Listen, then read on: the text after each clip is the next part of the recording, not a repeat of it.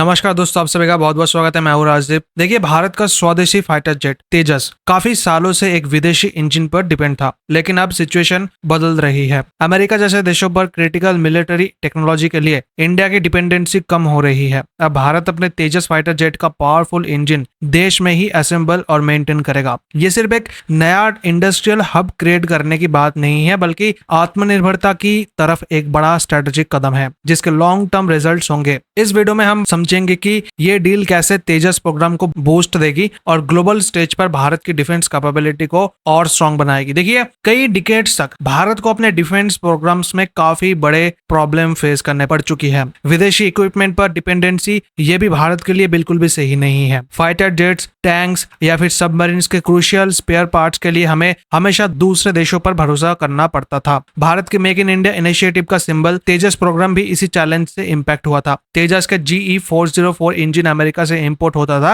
अगस्त 2021 में Hindustan aeronautics limited ने 99 engine के लिए यूएस की कंपनी जनरल इलेक्ट्रिक के साथ 5,300 करोड़ का एक मेजर डील साइन किया था। एक्सपेक्टेशन था कि टाइमली डिलीवरी से तेजस का प्रोडक्शन फास्ट होगा, लेकिन ग्लोबल सप्लाई चेन इश्यूज की वजह से इंजन डिलीवरीज डिले हो चुकी है। यह सिर्फ एक लॉजिस्टिक प्रॉब्लम नहीं थी, बल्कि एक स्ट्रेटेजिक वीकनेस भी थी। देश में बने फाइटर जेट के एयर फ्रेम्स रेडी थे, लेकिन उन्हें पावर देने वाले इंजन फॉरेन पोर्ट्स पर फंसे हुए थे। इस डिले ने सिर्फ इंडियन एयरफोर्स में पुराने MiG-21 जेट्स को रिप्लेस करने की प्रोसेस को स्लो नहीं किया, बल्कि यह भी सवाल खड़ा किया कि क्या क्राइसिस के वक्त फॉरेन पार्टनर्स पर ब्लाइंडली ट्रस्ट किया जा सकता है। ये डिपेंडेंसी एक सीरियस नेशनल सिक्योरिटी रिस्क थी, जिसे एलिमिनेट करना बहुत ही जरूरी था। अब इस डिपेंडेंसी को कम करने के लिए एक बड़ा स्टेप लिया गया है। भारत सरकार ने अमेरिका के साथ सिर्फ इंजन खरीदने का नहीं, बल्कि उन्हें इंडिया में असेंबल्स और सर्विस करने का भी एक क्रूशियल एग्रीमेंट साइन किया है। इसका मतलब है कि अब तेजस MK1A के GE404 इंजन की असेंबली इंडिया में ही होगी। साथ ही एक सप्लाई चेन और MRO हब, मतलब मेंटेनेंस, रिपेयर एंड ओवरहॉल, ये सब भी सेटअप होगा भारत में ही। मतलब अब तेजस के इंजन की सर्विसिंग,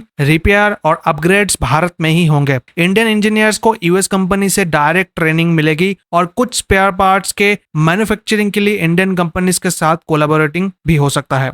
ये सिर्फ एक रिपेयर सेंटर बनने तक लिमिटेड नहीं होगा, इसमें टेक्नोलॉजी ट्रांसफर भी शामिल होगा, जो भारत के एरोस्पेस सेक्टर में एक नई कैपेबिलिटी देगा। लेटेस्ट रिपोर्ट के हिसाब से GE ने इंजन डिलीवरीज फास्ट कर दिया है। HAL को ऑलरेडी तीसरा इंजन मिल चुका है और चौथा इंजन सितंबर 2025 के एंड तक एक्सपेक्टेड है। ये क्लियरली दिखाता है कि ये प्लान अब इम्प्लीमेंटेशन स्टेज पर आ गया है। इस मूव का इम्पैक्ट काफी बड़ा होगा। सबसे पहला असर तेजस MK1A के प्रोडक्शन स्पीड पर पड़ेगा। पहले जो प्रोडक्शन इंजन शॉर्टेज की वजह से स्लो हुआ था, अब उसमें स्पीड आने की पॉसिबिलिटी है। HAL का टारगेट है इस साल 12 जेट्स डिलीवर करने का, और लोकल इंजन असेंबली इस गोल को अचीव करने में हेल्प करेगी। इंडियन एयरफोर्स के पास अभी ऑलरेडी 83 जेट्स का ऑर्डर है और 97 और लेने का प्लान है। इंडियन एयरफोर्स को अपने स्क्वाड्रॉन्स को टाइम पर बूस्ट करने के लिए जेट्स मिल पाएंगे, लेकिन असली इंपैक्ट स्ट्रेटेजिक है। भारत अब सिर्फ एक डिफेंस बायर नहीं है, बल्कि मैन्युफैक्चरर और मेंटेनर भी बन चुका है। ये डायरेक्टली आत्मनिर्भर भारत विजन को सपोर्ट करता है। जब आप अपने फाइटर जेट के इंजन को देश में ही असेंबल सर्विस कर सकते हो, तो किसी भी फॉरेन पॉलिटिकल प्रेशर का इंपैक्ट ऑटोमेटिकली कम हो जाता है। और ये सक्सेस सिर्फ तेजस MK1A तक लिमिटेड नहीं है, ये फाउंडेशन क्रिएट करेगी फ्यूचर एयरक्राफ्ट के लिए, जैसे तेजस MK2 और 5th जनरेशन AMCA,